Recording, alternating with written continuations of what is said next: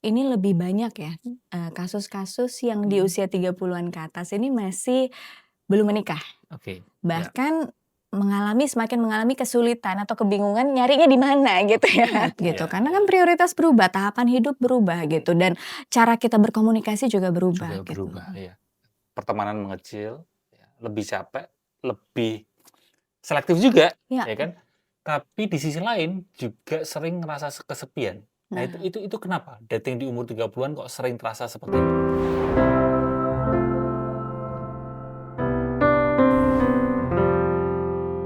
Kembali lagi di podcast Kesehatan Mental Mulu.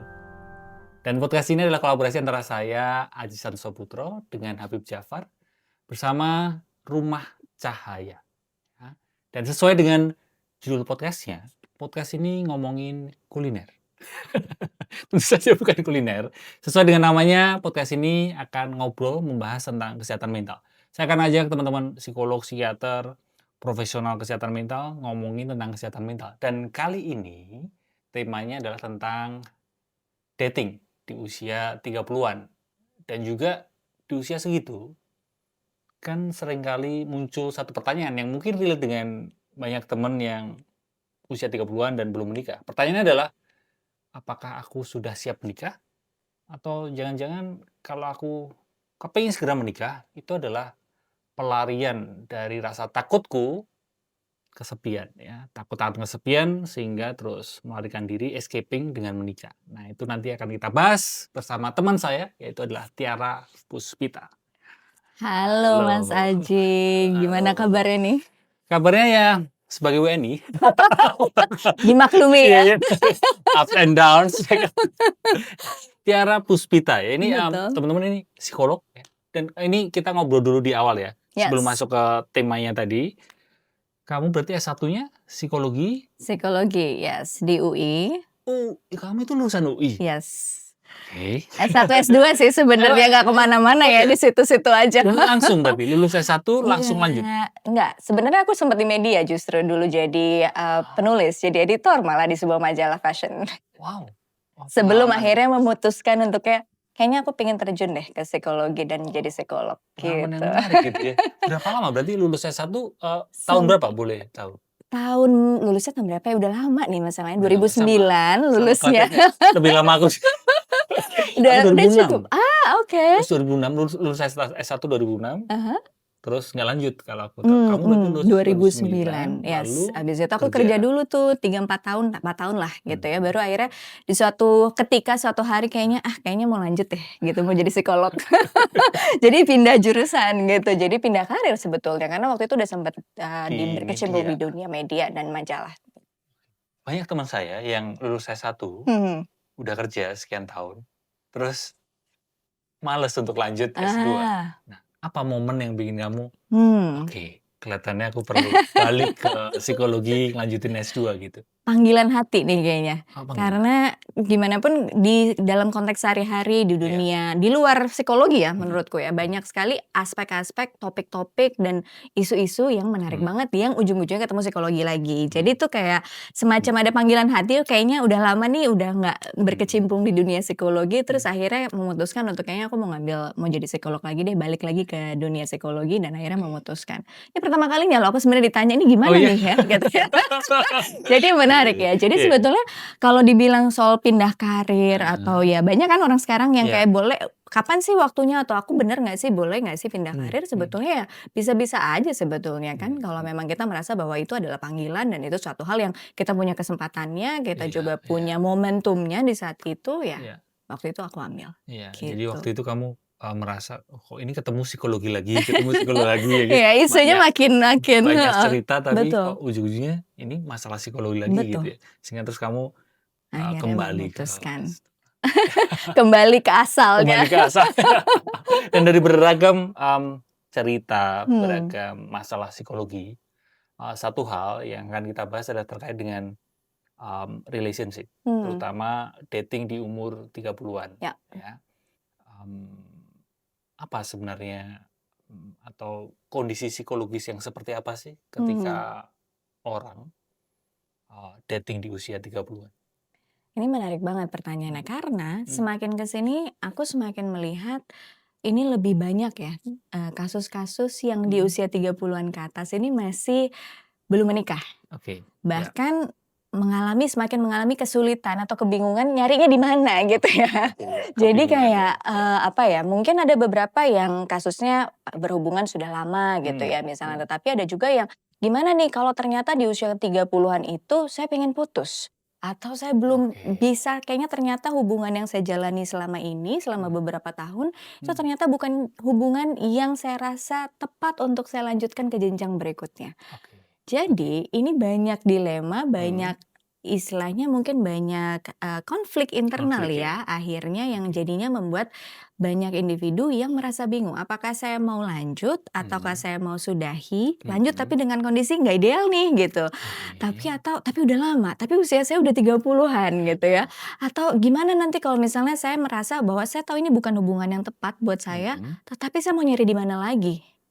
Oke. Karena teman-teman saya semua udah menikah, ya Dan kan? merasa ini udah usia 30-an ini gitu ya. Yes, Iya, dikejar waktu apalagi dikejar waktu. perempuan. Iya, iya.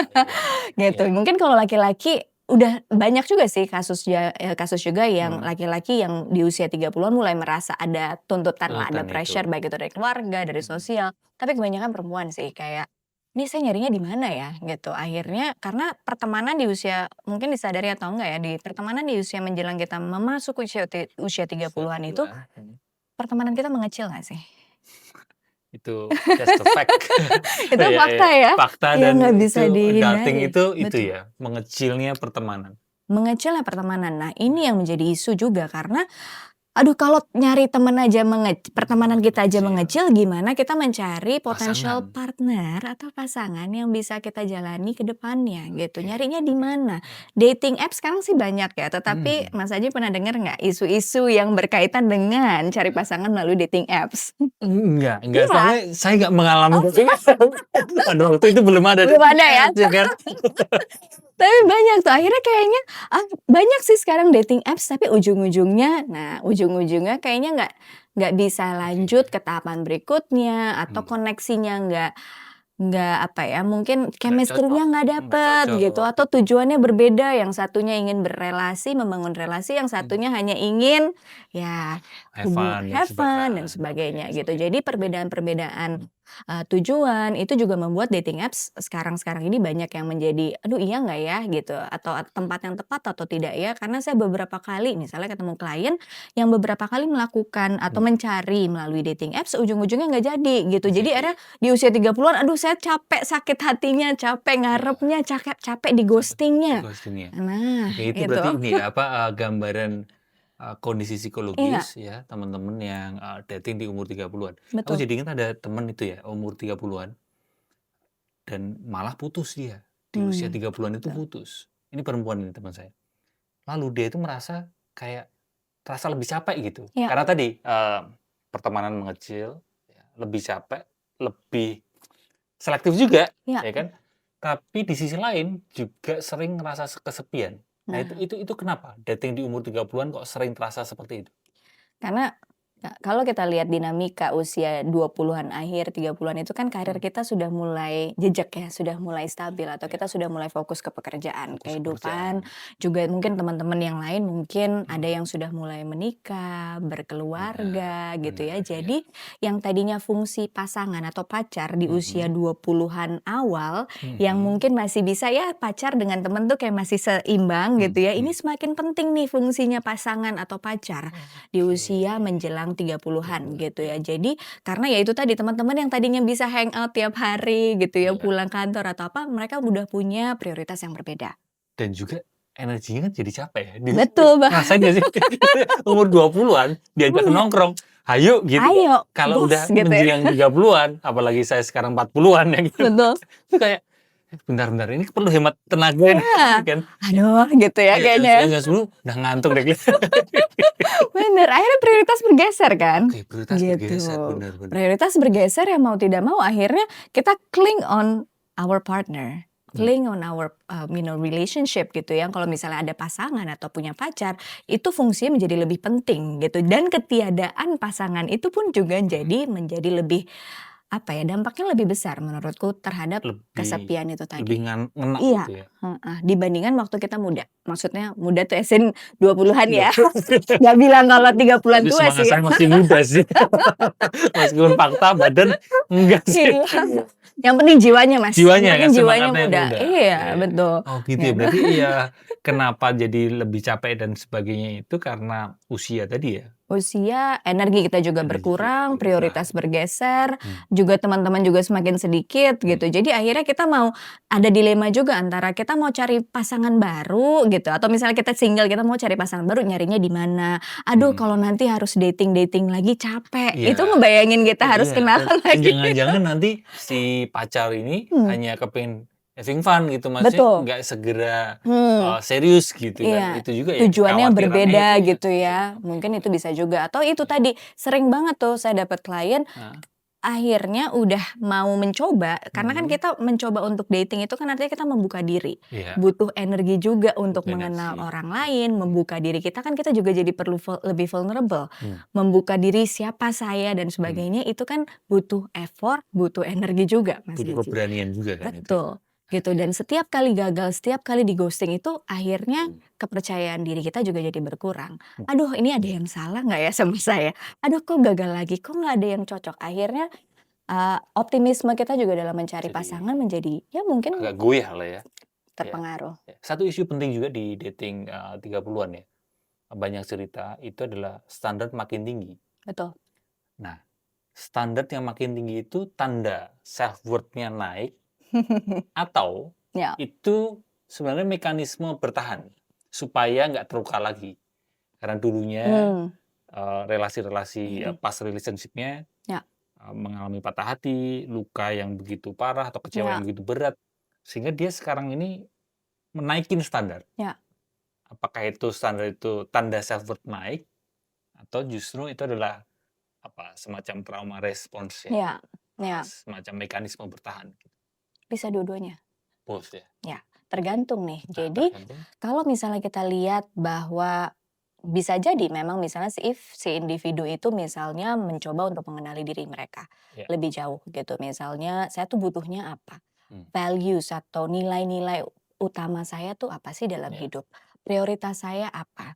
Apa sih yang penting dan kurang penting untuk saya? Lifestyle saya tuh sebetulnya yang menjadi jati diri saya tuh seperti apa gitu ya. Lifestyle-nya ya. Mengenal, karena lifestyle sendiri menariknya ternyata lifestyle yang kita pikir nggak beda jauh atau apa itu ternyata bisa menimbulkan banyak konflik loh di dalam relasi. Oh iya.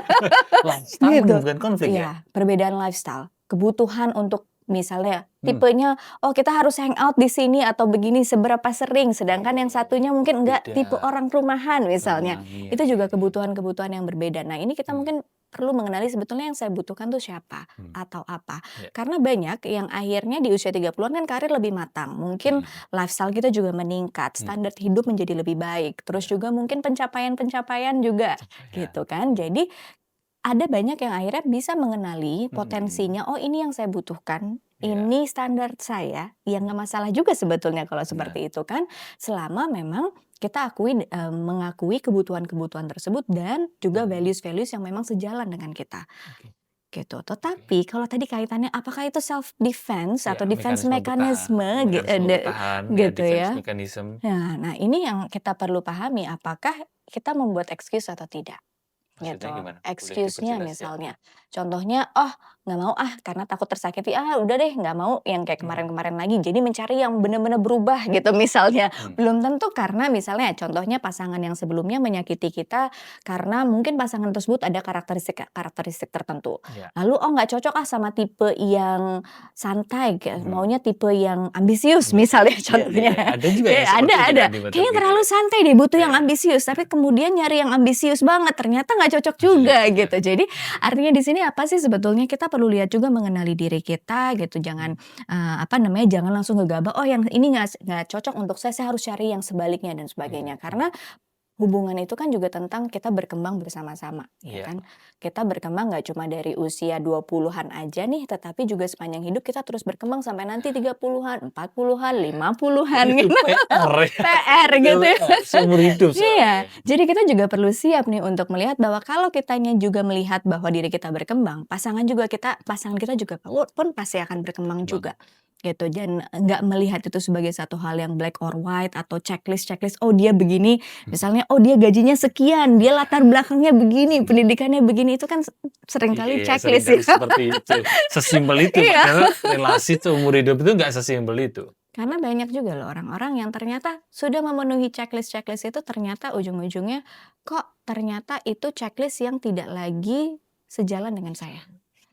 Pada akhirnya down the line setelah mungkin lebih dari 5 tahun, 6 tahun, 10 tahun, bahkan belasan tahun, kok ternyata ini bukan yang saya butuhkan. Iya, karena berkembang ya, Berkembang. bertumbuh, ini juga mesti Betul. bertumbuh berkembang juga ya. Dan kita perlu melihat bahwa pasangan kita juga sama-sama manusia, juga sama-sama Bertumbuh. berkembang gitu. Iya. Bahkan kita kadang perlu kenalan juga nih ya, kamu Iya, yang sekarang setiap nih. iya, berbeda Beda rasanya nih, dengan kayaknya yang kita dulu waktu kenalan. dating pertama Iya, gitu kan. bisa banget gitu. Iya, Karena iya. kan prioritas berubah, tahapan hidup berubah gitu, dan cara kita berkomunikasi juga berubah Juga gitu. berubah, iya. Tiara, kamu tadi kan sempat bilang kalau ada orang yang cerita ke kamu selama ini berarti buka praktek Yes. di mana? Adopsi Ada ini di beberapa tempat, ada salah beberapa tempat. satunya di Cognitive Steps, itu ada di Oke. Jalan Bangka di Kemang Oke, gitu, dan ya, juga dekat ada ya di sini. dekat dekat Iya, dekat iya, di iya, sekitar sini iya, gitu ya, iya. sesama di Nah, Jaksel ya gitu. berarti nanti teman-teman bisa DM kamu untuk Bisa. kalau memang mau Mhm. Konseling. konsultasi, konseling terkait Bisa. dengan relationship ya. Ya. Tapi dari pengalamanmu selama ini konseling, apa satu masalah yang sering dialami sebenarnya di dating umur 30-an? Itu tadi, kesepian, kesulitan cari pasangan, lalu kemudian tapi saya udah nyaman ya Nyaman dengan sebagai sendiri. sendirian. Nah, ya kan ada yang Gitu. seperti itu kan. Ya, kayaknya udah lebih nyaman ya sendirian, nggak harus bergantung, nggak harus ngurusin orang, nggak harus ini gitu. Itu juga banyak sekarang belakangan ini yang muncul dinamika Jadi seperti itu, merasa nyaman fenomenanya. dengan sendirian. Iya, merasa nyaman dengan sendirian. Sehingga dia malah menghindari relasi. Atau kalau udah lama sendirian, ini teman-teman mungkin juga ngalamin ya. Udah sampai umur 30-an, dia masih sendirian. Ya. Atau baru aja putus gitu, Ya. lalu sendirian. Kalau udah lama sendirian dan merasa baik-baik aja dengan sendirian itu tanda siap menikah. Kan ada orang yang bilang gitu kan, orang itu akan siap menikah kalau justru ketika orang tersebut merasa nyaman ketika sendirian, sehingga tidak menuntut pasangannya. Bisa dipahami ya seperti Ya. itu ya. Tapi itu tanda siap menikah atau malah nggak butuh nikah. nggak butuh nikah. Iya kan? Kan ada yang seperti itu Iya, juga. iya. Jadi memang ini memang kompleks, membingungkan ya kita. Nah, itu tanda tadi kan nyaman dengan sendirian. Sebetulnya bukan nyaman dengan sendirian sih, lebih ke nyaman dengan dirinya sendiri. Nyaman dengan dirinya Tidak sendiri. membutuhkan orang lain untuk melengkapi dirinya sendiri. Iya. Gitu kan Itu bisa sebetulnya. diartikan dia siap menikah. Bisa. Sehingga tidak menuntut pasangannya. Ya kan? Ya. Jadi lebih bisa menerima diri seutuhnya kan? Ya. Atau itu justru malah tadi menghindari luka. Nah, ini beda-beda ya kasusnya ya. Kita kembali lagi ke mungkin ada beberapa orang yang merasa oke, saya memang nggak mau berelasi gitu, karena ya buat saya misalnya relasi jangka panjang ini kan relasi kan macam-macam Mas Aji. Bisa jadi relasi itu dalam bentuk companionship. Artinya ya mungkin nggak dalam bentuk misalnya relasi intim aja gitu, atau dalam bentuk pernikahan misalnya saya butuh partnership aja nih, life partner misalnya. Ada juga nih mulai sekarang banyak yang butuh intimacy atau keintiman itu kedekatan emosional, kedekatan aktivitas bersama tanpa harus dalam bentuk pernikahan atau membentuk suatu keluarga. Itu juga banyak juga yang sekarang kayaknya saya nggak butuh, buat saya pernikahan itu bukan sesuatu hal yang wajib banget gitu deh gitu dalam kehidupan ya. Bisa aja hanya gitu life ya. partner aja Life gitu ya. partner gitu, atau misalnya saya lebih suka traveling around the world misalnya. Bisa jadi kan, dan punya pasangan justru membebani saya atau itu bukan jadi satu tujuan utama saya. Sebetulnya bisa-bisa aja gitu. Nah, kembali lagi ke individunya sih maksud saya di sini gitu. Tetapi ya salah satu tahapan perkembangan manusia itu menurut Erikson itu kan Erikson, ada. ya.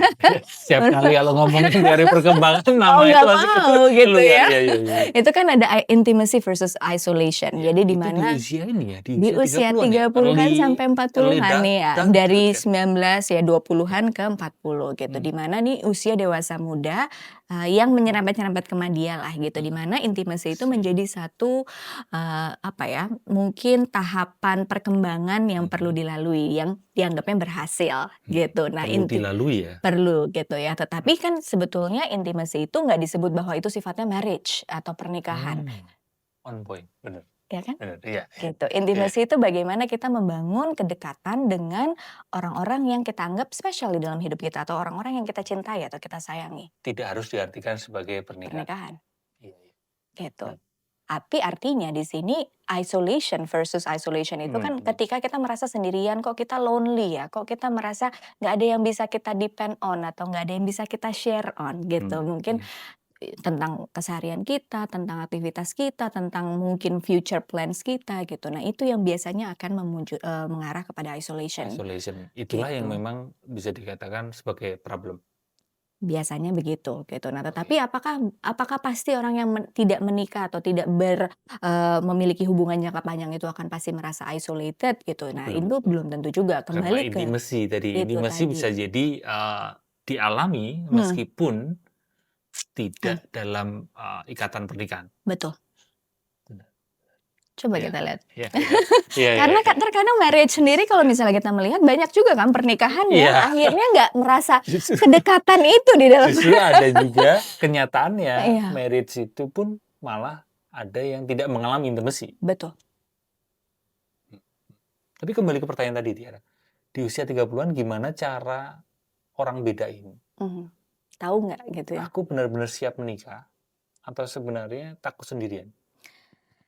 Itu pertanyaan kayaknya butuh konseling kayaknya ya Mas ya.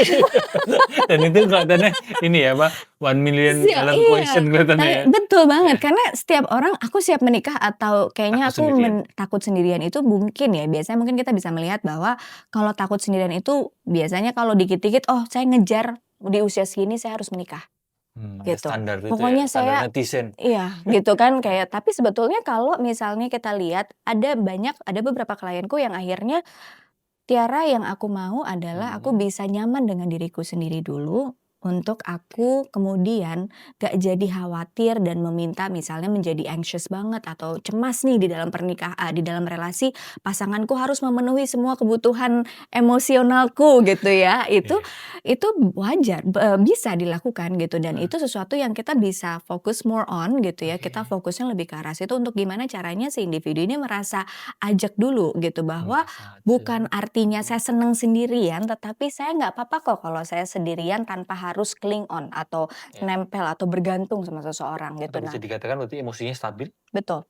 Emosi stabil mungkin nggak jadi akhirnya terbawa sama memori-memori masa lalu, traumanya mungkin nggak lagi menjadi apa ya, mungkin kita setiap orang pasti ada trauma lah ya, mungkin sedikit banyak dengan berbagai aspek itu. Nah tetapi apakah beban masa lalu tersebut masih kita bawa nggak sampai sekarang? Bukan berarti terus nyaman sendirian. Betul, belum tentu Belum tentu, sebetulnya. tapi lebih ke emosi stabilnya, stabil atau enggaknya. Stabil, lalu kemudian kita masih baper-baper nggak sama relasi kita sebelumnya yang pernah ada. Karena setiap orang di usia 30-an kita pasti bawa baggage, pasti.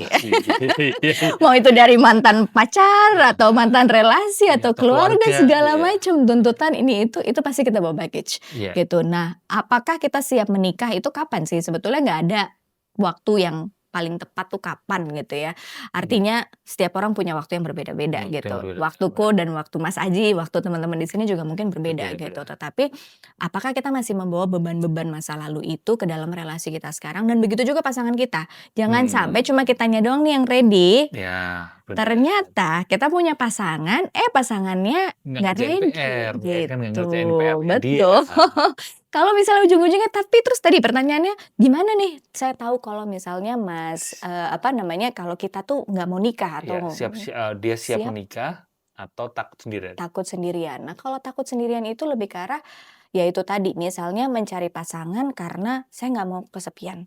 Saya mau mencari pasangan karena udah usia sekian, karena pressure dari keluarga dan sebagainya gitu. Nah, kalau misalnya menikah itu didasari dengan tujuan yang tepat, itu biasanya kan kita ingin berkembang, kita ingin sharing kehidupan kita, saya ingin misalnya future plan-nya seperti apa dan punya tujuan yang sama. Tujuan yang sama. Gitu. Aku mau digging deeper terkait dengan Silakan. hal tersebut. Kalau pertanyaannya aku ubah ya. Apa tanda yang sebenarnya bisa kita lihat, atau apa tanda yang sebenarnya bahwa orang itu siap menikah secara emosional atau secara Hmm, psikologi? Kita bukan bicara ya, soal umur, ya, bukan bicara soal finansial, kan ada orang yang, "Oke, finansialku udah mapan, harus oke, bisa. menikah," gitu. Kita kan nggak bicara itu, tapi Hmm. kita bicara tentang secara psikologis. Apa tanda bahwa orang itu siap menikah? Mau terbuka satu sama lain, bisa berkomunikasi, karena Karena itu nggak semua. nggak semua orang bisa seperti itu. Apalagi di dalam pernikahan, karena kebetulan aku juga menghadapi, memberikan dukungan kepada, couples atau pasangan yang sudah menikah juga gitu ya. Oke, Maksudnya dalam isu-isu pernikahan, dan ya, akhirnya juga banyak yang datang karena mau bercerai dan iya, sebagainya. Itu isu yang paling paling sering itu adalah komunikasi. Gitu, komunikasi yang akhirnya kadang kita jadi tidak terbuka satu sama lain, terus juga kita jadi takut nih, jadi defensif, misalnya pasangan kita mau vulnerable, mau terbuka, kitanya nggak berani gitu ya, iya, atau kitanya merasa tersinggung, atau kita merasa jadi itu isu-isu sensitif, ini yang seringkali menjadi bibit-bibit, problem di dalam pernikahan. Biasanya ada isu-isu yang kita hindari untuk kita bicarakan di dalam pernikahan gitu. Jadi oke, kalau misalnya kita bagaimana kita udah tahu gitu ya, mmm, ada isu-isu yang masih suka nge-trigger kita nggak? Itu deh dulu pertanyaannya. oke, Kalau misalnya ada isu-isu yang masih suka men-trigger kita tanpa sebab, atau mmm, misalnya mungkin hal-hal yang kita dalam dalam pacaran atau dalam relasi, kita dengan orang lain tuh seringkali kita ke-trigger, seringkali kayak masih ada beban-beban emosional, itu mungkin kita perlu explore dulu ke perlu diri kita di-explore di situ sendiri, ya? heeh. Oke, Kita udah siap kalau misalnya, oke, kita bukan cuma dalam relasi itu nggak cuma tentang diri kita, tetapi juga bagaimana kita bisa membangun suatu hubungan bersama-sama yang artinya mmm, nggak cuma fokus ke diri kita, tetapi juga ke ke pasangan pasangan. kita, gitu. Nah, pasangan itu kan juga punya dinamika yang cukup kompleks ya, dengan tadi ya, Iya, baggage-baggage-nya oke. tadi gitu ya, Manusia itu memang ini ya, menghadapi gitu. manusia itu tidak mudah. Betul, gitu. Kalau kita masih punya beban kita sendiri, terus pasangan kita punya beban Masih juga dan fokus sama isu masing-masing, akhirnya akan jadi chaos. mau pernikahan financial-nya bagus, atau misalnya umurnya sudah cukup, tetapi kalau itu nggak dibicarakan dan itu masih menjadi satu momok untuk Mmm, di dalam relasi itu sendiri, rasanya mungkin perlu oke. konseling dulu nih Oke, berarti dua-duanya. tanda sebenarnya orang itu siap menikah adalah ketika dia mau terbuka Terbuka, dengan siap, tahu, pasangannya, dan tidak hanya memikirkan diri sendiri, tapi sudah mulai memikirkan orang lain, iya, begitu? iya, Sama ini ya, apa, emotional baggage-nya atau traumanya emosionalnya perlu betul, apa ya, diurailah atau perlu diurai. diproses lah ya dengan konseling. Betul, dan isunya ini masalahnya ya memang Mmm, agak kompleks nih kalau misalnya kita mau menjawab kesiapan mental atau kuncinya kalau orang siap menikah tuh seperti apa, mmm, karena setiap orang isunya beda-beda isunya gitu. beda-beda. Dan ya itu tadi, baggage itu kan pasti kan kita bawa, apakah itu sudah selesai atau belum? Tujuan kita menikah apa? Mmm, Apakah kita punya prinsip, values yang sejalan nggak dengan sejalan dengan pasangan atau kita? Karena kesiapan itu kan juga baik dari kita, ini kan nggak cuma tentang diri kita, tetapi juga bagaimana dengan pasangan tersebut, mmm, gitu. mmm. Kalau misalnya kita udah siap, ternyata pasangannya nggak ada, ini banyak sekali nih ya di Nah sosial itu ya, ya media. ada juga yang gitu Iya kan. iya, banyak Aku banget. udah merasa siap ini Mas, ya Tapi kan gitu, tapi pasangannya pasangan belum nggak ada ada. nih.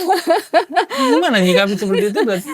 Berarti ya mungkin kita bisa mulai memetakan di mana kita langkah-langkah apa yang bisa kita lakukan untuk membuka lingkup network kita atau lingkup sosial kita. Memperluas itulah Memperluas, pertemanan. betul. Tantangannya adalah di usia segitu, pertemanan mengecil. Betul.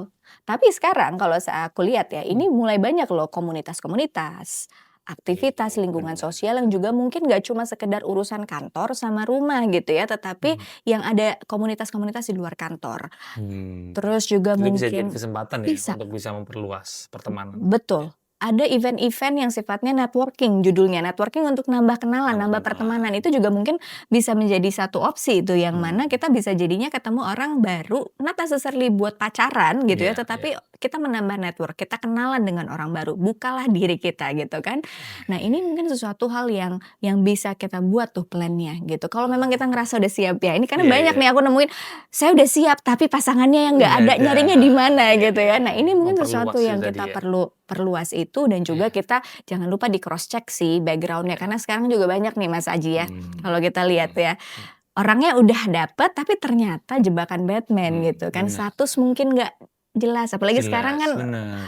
Udah banyak ada. ini juga kan, pencitraan atau mungkin flexing tapi ternyata Betul. nggak seperti yang Iya. di-flexing-kan gitu-gitu kan. Betul, Iya itu. iya Kita juga perlu ngecek juga nih background-nya. iya, Apakah benar-benar sejalan nggak? Apakah dia berani memperkenalkan kita dengan keluarganya? keluarganya, Tidak. Atau iya. teman-temannya seperti apa? Konsisten nggak dia ketemu kita? Atau jangan-jangan di waktu-waktu tertentu nggak bisa dihubungin gitu. Nah, itu Mhm tanda-tanda mhm juga nih. mhm, Karena ini isu yang juga banyak di usia 30-an, di benar, mana heeh belakangan ini kita pernah sering dengar ya mungkin heeh berita heeh. ternyata menyembunyikan status gitu ya. Iya iya, bener. Ngomongnya single tapi ternyata sudah berkeluarga Ternyata gitu, gitu iya ya. kan? Itu banyak loh kasus seperti itu yang akhirnya beberapa klienku kebetulan nggak tahu bahwa mereka memasuki hubungan yang ternyata si pasangannya Punya punya pasangan pasangan, resmi.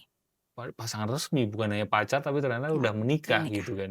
gitu. Iya iya Jadi iya, kita perlu memang juga perlu. hati-hati juga gitu Apalagi di bahwa zaman sekarang ya, zaman betul, zaman tipu-tipu lah ya. betul, Ya betul. kan gitu. Dan di usia 30-an ini kita perlu hati-hati dalam artian jangan hanya fokus pada mencari chemistry dengan individu yang kita temui gitu ya. Karena Oke. seringkali chemistry itu menipu loh. Nah, Gitu bener. kan, kita udah ngerasa Emosi kan, itu cocok gitu. emosional ya kan. Nah Iya iya. ternyata ujung-ujungnya ternyata nggak kompatibel atau Mhm. ternyata udah, bukan pasangan yang bisa diajak untuk lebih serius gitu karena ternyata udah punya pasangan resmi. Nah ini kan sesuatu yang kita perlu hati-hati juga bahwa tidak hanya fokus pada chemistry tetapi juga compatibility, Mmm, gitu. mhm mhm. Ribet Benar ya benar. kayaknya ya? Tapi kalau udah urusan cinta kadang Heeh, yang maju depan kan emosional kan. betul, Rasional kita yang ketinggalan, padahal kan belakangan, rasional itu perlu ngecek ya tadi kan, untuk ngecek, itu. statusnya seperti apa gitu. Ya, Jadi jadi di usia 30-an tuh sebetulnya, nggak cuma soal finansial ya, atau kesiapan aja, tetapi kita mhm, juga perlu berhati-hati juga ya dalam artian kita tahu nggak sih orang yang kita betul, sedang akan berhubungan ini siapa, mhm apakah jelas statusnya kan sekarang nggak boleh mhm. tuh ya, menurut pemerintah tuh sekarang nggak boleh loh, nanti bisa dipenjara atau apa gitu, dapat, isu hukum kalau Kalau menyembunyikan status kalau nggak salah oh gitu. ya ada ya urusan itu ya? Ada, ini Oh iya. baru-baru ini nih Iya gitu, iya iya, jadi ini jadi biar menarik ketahuan juga. ya statusnya apa gitu Betul, ya? gitu. Oke. Tetapi kan kita tetap perlu berhati-hati juga Iya karena, iya, jangan sampai akhirnya tadi ujung-ujungnya bukannya kita apa ya, maju satu langkah bukannya kita maju ya ke arah pernikahan atau ke arah hubungan yang lebih serius, tahu-tahunya malah kejebak malah atau terjebak di misalnya situ. ternyata malah tertipu gitu di dalam relasi tersebut. Ujung-ujungnya baggage lagi, Mas. Bagi saya lagi ya itu ya. Last question last Yes, question. Apa tips ini buat teman-teman, tips buat dating di umur 30-an? ya. Tipsnya Nah. cukup kompleks ya kayaknya kalau kita ngomongin usia 30 itu tadi Iya udah iya kesebut ya dari tadi ya iya iya. sebetulnya. Kita mesti kenali diri kita gitu ya, apa yang kita butuhkan, values itu penting banget loh Mas, ya, Mmm, values dan juga banyak akhirnya kita kan di usia 30-an mungkin ada yang kepepet, ada yang udah keburu pressure iya, gitu ya, ngejar waktu itu kan. mengejar waktu dan sebagainya, akhirnya kita mencoba untuk mencocok-cocokkan aja deh Mhm walaupun mhm sebenarnya nggak cocok. Nah, be honest, wow, iya, be be honest with honest. yourself Mmm, gitu ya, karena kita mau mencocok-cocokkan itu apakah karena kita takut sendirian, mmm, takut gagal, takut kesepian, atau karena memang kita cocok sama orang tersebut gitu, atau memang kita nyaman dan punya satu visi dan misi yang sama mmm, gitu. Itu yang kita perlu. Kayaknya tipsnya itu sih, be honest iya with iya, yourself, itu satu kita tips dalam itu ya. Iya iya. apa yang kita butuhkan sih sebetulnya saat ini gitu. Karena deep down kita sebetulnya tahu loh, kita butuh waktu kah untuk heal dulu ataukah kita butuh sebetulnya kayaknya saya udah cocok, udah mapan, saya udah Mmm, siap nih untuk membina hubungan yang sehat gitu iya ya iya, misalnya. Itu be honest kuncinya di be situ. honest. Oke. Ada satu tambahan pertanyaan nih, ini di luar skrip, di luar, yang sudah aku, siapin. Gini, rame sih sebenarnya beberapa hari terakhir ini. Jadi, ketika orang berelasi, dengan pasangan atau dengan pacar, Mmm, lalu berulang. Jadi misal berelasi dengan A, dia mengalami, hmm, situasi yang ya buruk lah buat ya dirinya. Ya lalu kelar itu udah pattern-nya. putus, Hmm, lalu dia berelasi dengan B nih, berulang lagi itu polanya. ya, Udah putus, berelasi dengan C, berulang lagi seperti itu. Nah, lalu ada yang bilang ini, itu karena dirinya menarik atau, karena ya, trauma masa lalu, sehingga membuat dia terjebak dalam pola relasi yang sama ya, terus-menerus. Di situ. Jadi dari sudut pandang psikologi, mhm, kan ada yang bilang bisa. karena trauma masa lalu di Ya, orang tua, ya, maka itu terus jadi, mengulang lagi, dia tanpa sadar tanpa sadar. mengulang situasi yang serupa gitu. Betul, memang iya. Tapi kalau dari sisi si korbannya ini, kan bukan salah dia sepenuhnya kan? Enggak, bukan.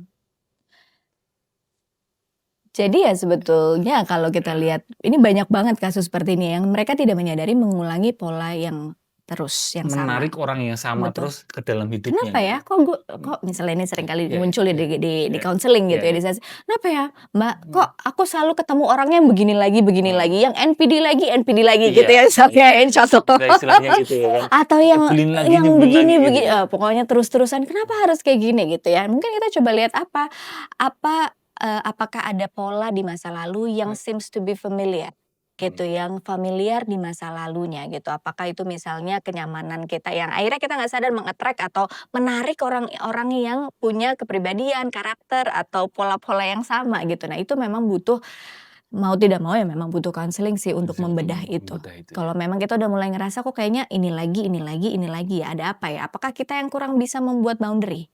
Itu Iya. juga bisa. Gitu. Ataukah ini memang trauma masa lalu yang misalnya background keluarga kita yang ada dinamika tertentu dari orang tua kita, dari ibu atau ayah, atau misalnya dari siblings gitu yang akhirnya keulang lagi di dalam relasi kita karena bisa jadi kita menganggap itu suatu hal yang familiar. Familiar.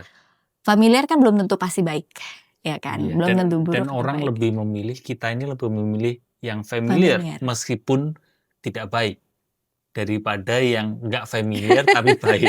Ya kan? Kadang Sayangnya itu. itu Iya, sayangnya itu problemnya, manusia kan. gitu. Jadi Iya. makanya kita perlu sadari dulu nih, ngelihat apa sih pola-pola familiar yang terjadi di dalam kehidupan kita selama ini khususnya buruk. terkait dengan relasi itu. Iya. Tapi kalau seperti itu kadang fakta itu kan nyesek buat si korbannya kan. Fakta Ya, itu. Karena kan itu kan bukan salahku sepenuhnya dong gitu. ya, ya, Iya, ya. tapi ya memang ada sisi itunya sih ya.